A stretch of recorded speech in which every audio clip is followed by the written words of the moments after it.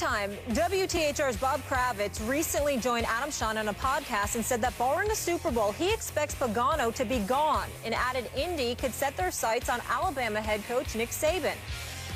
Here's the quote. Look, if they could give Nick Saban full power, and I fully believe that they are willing to do that, I see no reason why Nick Saban wouldn't, because when you more or less fail at a job, you want so badly to get back in the game. So I think if they could offer him full power, and I think that they would be willing to do that, I could see him coming back in a heartbeat. Saban, of course, coaching the Dolphins in 2005 and 2006, and went only 15-17. Stephen A., do you like the idea of the Colts going after your guy, Nick? I love it. I think Nick Saban is worthy of it. I don't blame Irsay for envisioning or fantasizing about that.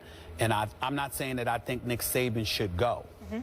If he's happy at Alabama, loves teaching young men, being in the national championship picture every year, Roll Tide every Saturday afternoon, it's 100,000 people at your games, and he's cool with that, and he wants lifetime security, then stay at Alabama, because they certainly ain't gonna fire him, I can promise you that.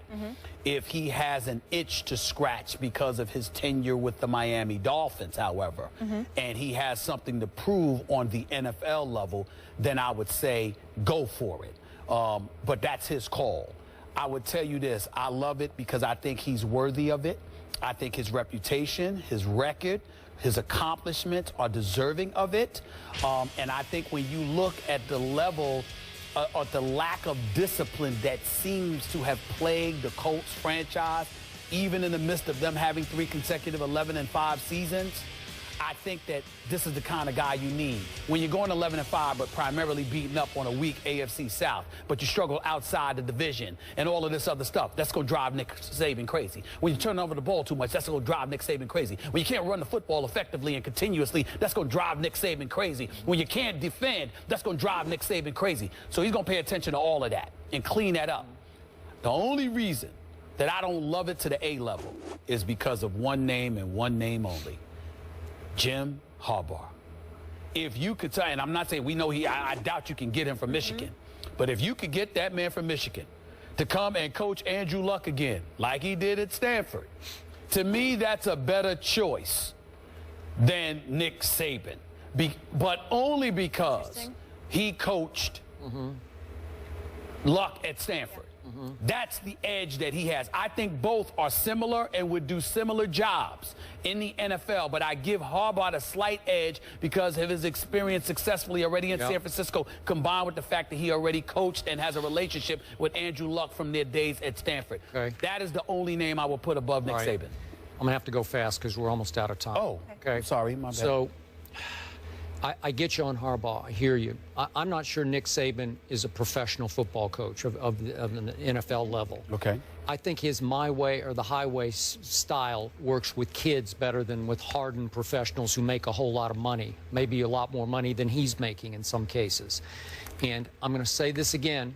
I believe the owner of the Indianapolis Colts is pointing fingers in all the wrong directions because, again, you're giving Andrew Luck a pass. Are you sure he isn't the problem more than your GM and your coach and anything else you want to point to? Andrew Luck, despite his consistent inconsistency, still gets a pass. Despite his league-leading turnovers, gets a pass. Despite a QBR that has declined every year, all 4 years in a row, he gets a pass. Could Jim Harbaugh fix that? Sure. Is that realistic after the success that he's having early on at Michigan, his alma mater, where I think he could win a national championship in the next 2 or 3 years? Nope, it's not realistic for him to go to Indiana. Let me get Skip Bayless on you. Are you getting rid of Andrew Luck? Nope. You're going to keep him, right? Yep. Well, then it doesn't matter. Then it doesn't matter what he's doing. You have to fix it. So I would go get a quarterback coach. Nick Saban's a defensive football coach who has no feel for it. Why did he bring in Lane Kiffin? Well, then you agree with Harbaugh, right? Yeah. I'll go with Harbaugh. Okay. Because Harbaugh is like a quarterback whisperer. You know, he can get in the kid's ear and sort of make him feel like he's better than he has been. He could clean up Andrew Luck the best he can clean him up. And again. So let's put it together. I think the difference between you and I is you're pointing at Andrew Luck and you're looking for somebody to clean up Andrew Luck.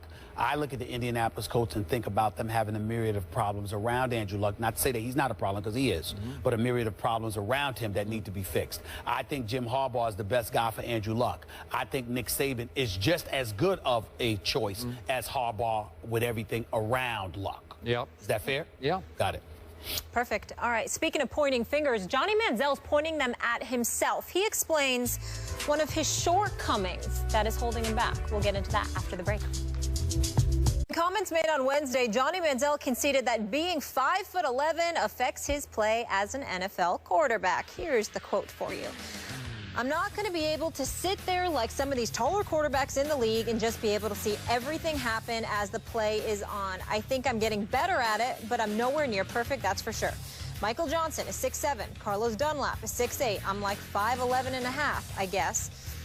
Well, both coach Mike Pettin and offensive coordinator John DeFilippo said his height should not matter, Pettin adding this. There are other quarterbacks of his stature that have been successful. When you study a Drew Brees, you can see that he's not a scrambler, but he has a great sense in the pocket as far as where to move in relation to who he's throwing to and where the potential throwing lane would be. Russell Wilson is similar in that aspect as well. Skip, do you have a problem with Manziel's excuse here?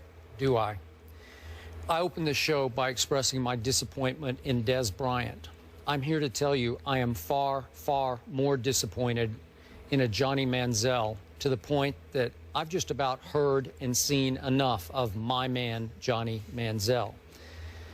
You know, it's bad enough that the other day he admitted to the cops that he's been drinking alcohol after 2 months of rehab. But this even cuts on a football level even deeper. Now he's making an excuse for his height after we all remember that he campaigned before his draft that he was going to show the NFL that height did not matter. He tore up college football at this height. He said, I will measure 6 feet tall at the combine, and he measured 5'11" 3/4 inches. And now he's saying, I'm 5'11 and a half, I guess. You guess? You're a 1/4 of an inch shorter than a Drew Brees, who did win a Super Bowl. You're actually 3/4 of an inch taller than a Russell Wilson, who probably should have won 2 straight Super Bowls. It just seems like to me that even Johnny Manziel has now started to give up on Johnny Manziel. And the one thing I never thought he would lose was his confidence. And it seems like it's shot. Skip Bayless, I think you're being entirely too hard on Johnny Manziel here. Once again, he's a quarterback. He's a guy you thought has a lot of potential. You thought he should have been a first overall pick by Houston.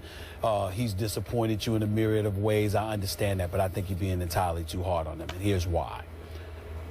Johnny Manziel may have not used the right words, but what he was saying, in my opinion, the way I interpreted it, is that that's not the kind of quarterback that I am.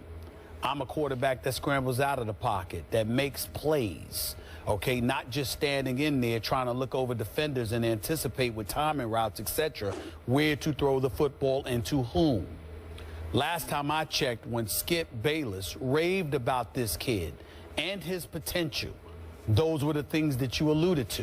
The fact that he wasn't somebody that was going to be the conventional QB standing in the pocket. You acknowledge that at some point he would have to be able to do that in order to be successful, because every single snap can involve and entail you scrambling out of the pocket and evading on rushes in order to make a play.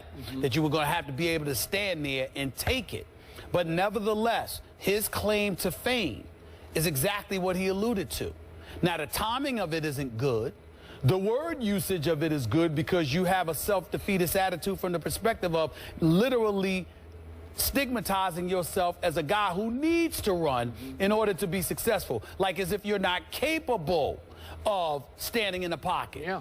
But in fact, he's heard it so much, and he's looked at what he has had to deal with, that he's simply saying to himself, to be the best that I can be, to be the Johnny Football that you all know, this is what I feel I need to do in order to facilitate success. Okay. That's how I took it. And all I'm saying to you is, you were the guy that talked about all of those skills of elusivity and beyond that he brought to the table. You didn't say that he would have to do that and not pocket pass. Okay, remember. But you brought in all of that stuff, I kept too. telling you before the draft, what I love most about Johnny in his last year at Texas A&M, he led the nation in completion percentage from the pocket. He threw darts at Texas A&M from the pocket.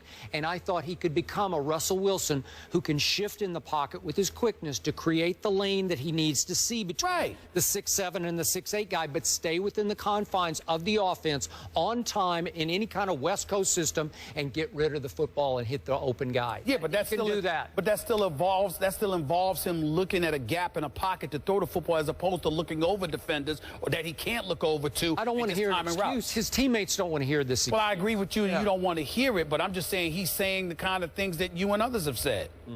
All right, Browns-Steelers Sunday at 1. We have a great one. The Week 10 matchup looking forward to in the NFC. Bruce Arians versus Pete Carroll. Carson Palmer versus Russell Wilson. The guys will pick it. Who wins? That's next.